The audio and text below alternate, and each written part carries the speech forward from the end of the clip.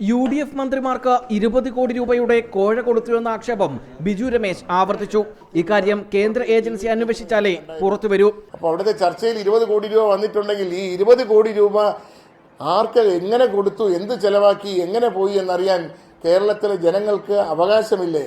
അതുകൊണ്ടൊരു സെൻട്രൽ ഏജൻസിയെ കൊണ്ട് അന്വേഷിപ്പിക്കണമെന്നാണ് ഞാൻ പറയുന്നത്. കോഴ ആരോപണത്തിൽ നിന്ന് പിൻവാങ്ങിയെന്ന് പ്രചരിപ്പിക്കുന്നത് വിജിലൻസ് ആണ്. വിജിലൻസിൽ തനിക്ക് വിശ്വാസം നഷ്ടപ്പെട്ടു. ബാർ ഉടമകളിൽ നിന്നും മാത്രമല്ല മന്ത്രിമാർ പണം വാങ്ങിയത്. കോറിക്കാരിൽ നിന്ന് 10 കോടി രൂപ കൊടുത്തു എന്നാണ് കോറിക്കാർ പറയുന്നത്. അതുപോലെ തന്നെ ബേക്കറിക്കാരന് അവരുടെ ടാക്സ് കുറച്ചു കൊടുക്കാം എന്ന് പറഞ്ഞുകൊണ്ട് 2 കോടി രൂപ വാങ്ങി. അതുപോലെ നോർത്ത് ഇന്ത്യൻ ലോബിയുടെ നിന്നും നമ്മൾ ഏറ്റവും കൂടുതൽ ഉപയോഗിക്കുന്നതാണ് മൈദമാവാണ്.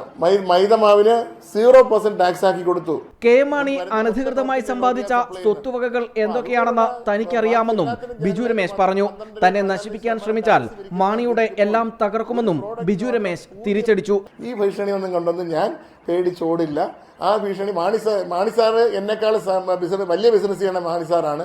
അതുകൊണ്ട് എൻ്റെ ബിസിനസ്സിൽ കൈവച്ചാൽ മാണിസാറിന്റെ ഒരുപാട് ബിസിനസ്സുകൾ കൈവയ്ക്കാനും മാണിസാറിന്റെ എനിക്ക് ഒരു രൂപ നഷ്ടം വന്നാൽ മാണിസാറിന്റെ ബിസിനസ്സിൽ 2 രൂപ നഷ്ടപ്പെടുത്താനുമുള്ള ബിസിനസ് ഒക്കെ ഈ ബിസിനസ്സുകാർ എന്ന നിലയിൽ നമുക്ക് അങ്ങോട്ടും ഇങ്ങോട്ടും ചെയ്യാൻ കഴിയും. രാഷ്ട്രീയ രീതിയിലല്ല ഞാൻ പറയുന്നത്. കാര്യം കേരളത്തിലെ വലിയൊരു സമ്പത്ത് കൊള്ളയടിക്കപ്പെട്ട് മാണിസാറിന് സമ്പാദ്യമാക്കി മാണിസാർ പലയിടത്തും ഇൻവെസ്റ്റ് ചെയ്തിട്ടുണ്ട്. ഇൻവെസ്റ്റ്മെന്റ് ഡീറ്റെയിൽസ് ഒക്കെ ഏകദേശം ഞാനും ഇപ്പോൾ കളക്ട് ചെയ്ത് തുടങ്ങി. കാര്യം ന്യൂസ് ഡെസ്ക് റിപ്പോർട്ടർ. എന്നെ തകർക്കും.